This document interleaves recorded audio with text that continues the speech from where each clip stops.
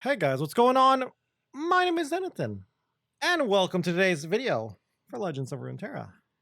Today, what are we gonna be doing today? Um, Probably not that much in all honesty. Don't know how long this video is gonna be. Uh, Not that many cards. What we do have though, I think it's only actually like 5 cards, maybe only even 4. But what we do have is a new champion. Like we all predicted, Illaoi was spoiled today. So we can look at Illaoi and talk about Illaoi. So that's how that's what the content of this stream is. This video is going to be. We got some other cards too. Like we got actual Nagakuburos, the god of Illaoi and the other Buru, and I think a couple other cards as well. Are these cards good? I like them. This is what I'll say, but I have problems. Well, we can talk about it once we actually look at Illaoi, but I like the concept of Illaoi, but I think there are problems. So first off, if you haven't seen the last video and you don't know what spawn is, spawn X means spawn a 1/1 or spawn a tentacle, spawn X tentacles, and if you have a tentacle on the field, instead give that tentacle on the field that many +1/+1 counters. So spawn 1, you get a 1/1 tentacle. Or if you have a tentacle on the field, it gets +1/+1 instead. Spawn 2, you get a 2/2 tentacle, or if you have a tentacle on the field, it gets +2/+2, and so on and so forth. So, what does Illaoi actually do? She is a 4-mana 1/6. Okay, weird stat line, but sure. Overwhelm. Okay. Attack. Spawn 1, then I gain power equal to your strongest tentacle's power this round. So she's always going to at least become a 2/6 on attack. Interesting. Level up, I've seen tentacles, or I have dealt 15 plus damage. That's some really weird English. I feel like they should say like I've seen tentacles or me do 15 plus damage, whatever. There's some bad English in a lot of these cards, so Riot themselves have said they'll fix it before the cards come out. Now when Illaoi levels up, she becomes a 2/7, so +1/+1 like most champions. Still has her Overwhelm. Now though, when you spawn, increase its value by 1. So spawn 1 is now basically spawn 2, spawn 2, spawn 3, so on and so forth. Attack, spawn 1, and because Illaoi's leveled up, that should be a spawn 2. Then fully heal your strongest tentacle, and I gain stats, not just the power, but stats equal to its stats for this round. So both of the times she's only getting a stat buff, which is, I mean, level 2 Illaoi is really strong. Like, this is the thing. That level 2 Illaoi is a huge jump in power, and it should be. Illaoi, unlike a lot of other strong champs, isn't leveling up in the deck. She has to see the tentacles or her have to deal the damage, her doing the damage. So it makes sense. It's a pretty big power increase. Healing the tentacle is nice too. That lets you play tentacles and spawn outside of Freljord, because Freljord and I guess Targon are the only ways to really heal tentacles easily. So that's nice. If you can level up Illaoi, you can heal the tentacle. Also, Soraka likes the word heal, so Soraka Illaoi seems pretty cute. But yeah, I like this. I like this card. The only issue I have is it does feel a little mid-rangey. And while there's some cute stuff you can do, like I've already seen like Fizz Illaoi decks with Buru Leader, the 3-mana 3/2 that gives you a free attack with a 1-cost unit. So you use Buru Leader to give your 1-cost unit that has a rainbow fish on it a free attack, or a Papercraft Dragon a free attack, which is very scary. I don't know. I feel like, and then you have the more like fair, I guess is the way to say it, fair Illaoi ideas, which is Illaoi Udyr. Using Udyr to give boar stances, so you can give regen to stuff, regen to the tentacle, regen to the Watchful Idol we saw from yesterday. But that just feels a little too slow and mid-rangey. And while mid-range can exist in the game, and it does right now, the problem I feel with that kind of game plan is you're trying to build a big unit, like a big tentacle. And Pantheon, Fated, just feels like it's doing the same thing, but it's just better. Pantheon is much, much faster as a champion, and Faded grows much, much faster too. So yeah, if you try to go more fair with Illaoi and just build big stat stick, I think you'd rather just be playing Pantheon instead. I think you have to find something unfair to do with Illaoi. What is that though? I don't know. Maybe a Fae package with Rainbow Fish. Maybe something with Soraka, like Soraka Illaoi, basically just a Tom Raka deck, but instead of playing Tom, you're playing Illaoi. I do think there is potential here though with Illaoi. I think Illaoi is a solid tier 2 champion. I can actually see her being in tier 1 decks. Basically the Illaoi Fizz Rainbow Fish attach Fae deck sounds potentially tier 1 in my opinion. Also disgusting too, but potentially tier 1. What else do we have though? Of course we have Illaoi's champ spell, Tentacle Smash. 4 mana, spawn 3, then your strongest tentacle and an enemy strike each other. I like this card. I like this card enough that I actually consider playing it in in an actual deck, like outside of the champ spell version. The way I look at this card is it's kind of like an Aftershock that can't hit the face or hit a landmark. And you might say like that's a big downgrade from Aftershock. Yes, but 2 things. One, it leaves behind a body if the thing you're smashing is smaller than has less power than 3 power, or I guess like 0-3 with Formidable.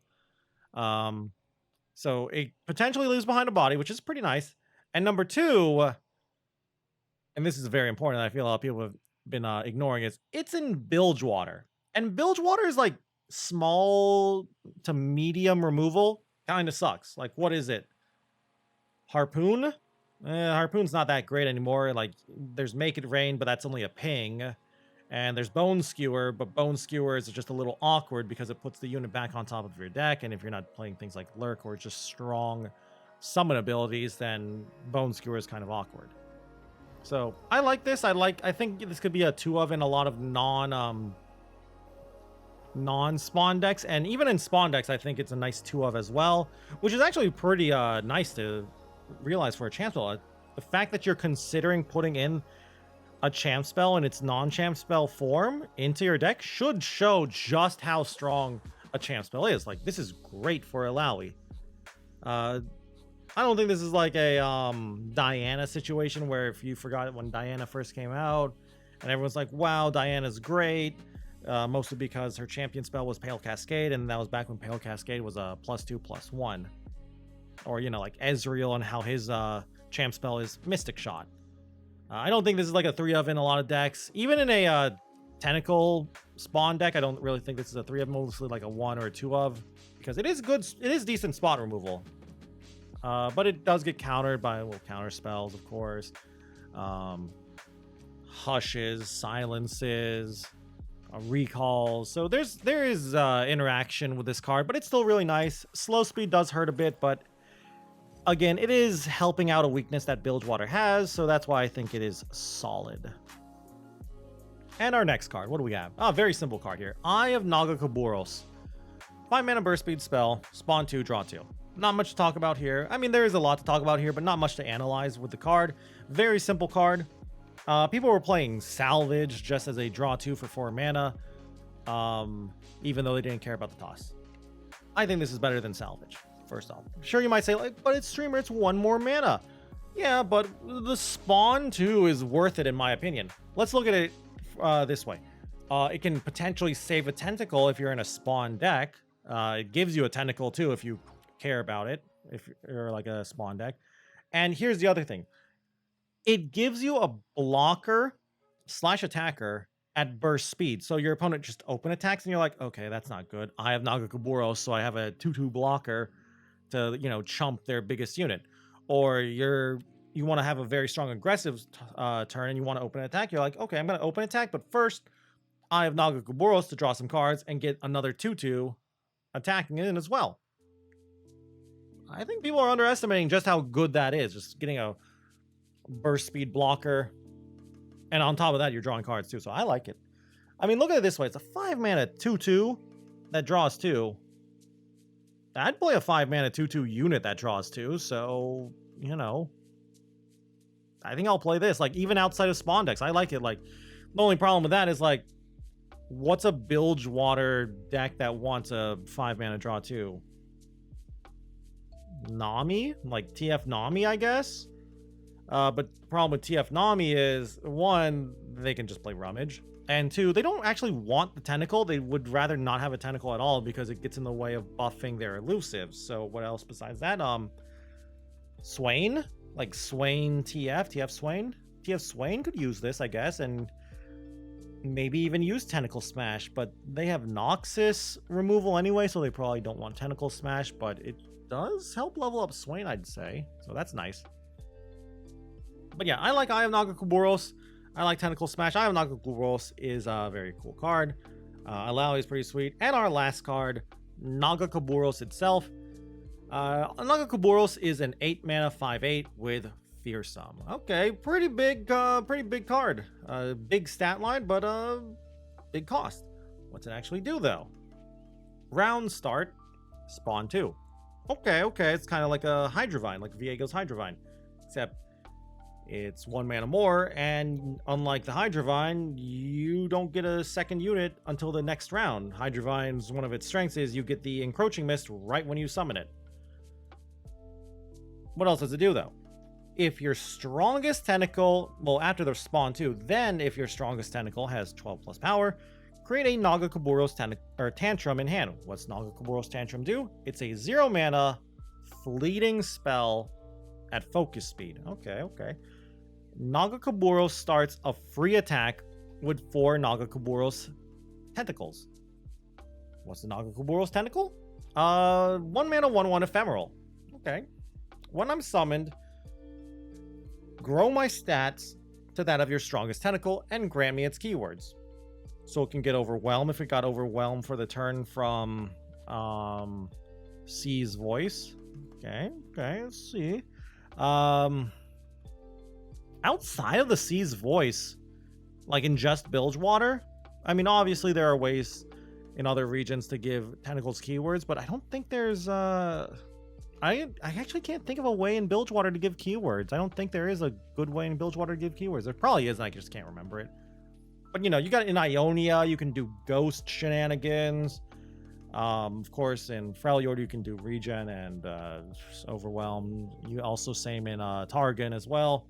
You can also give Lifesteal in Targon too with the Felios Moon weapons.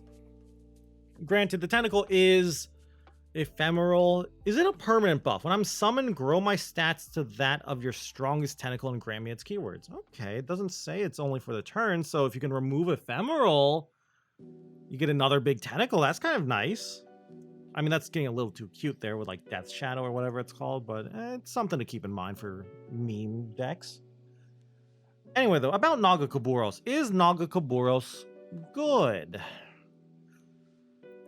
I don't know. Like, here's the thing. Like, the card is powerful. Don't get me wrong. Like, that's a really strong effect.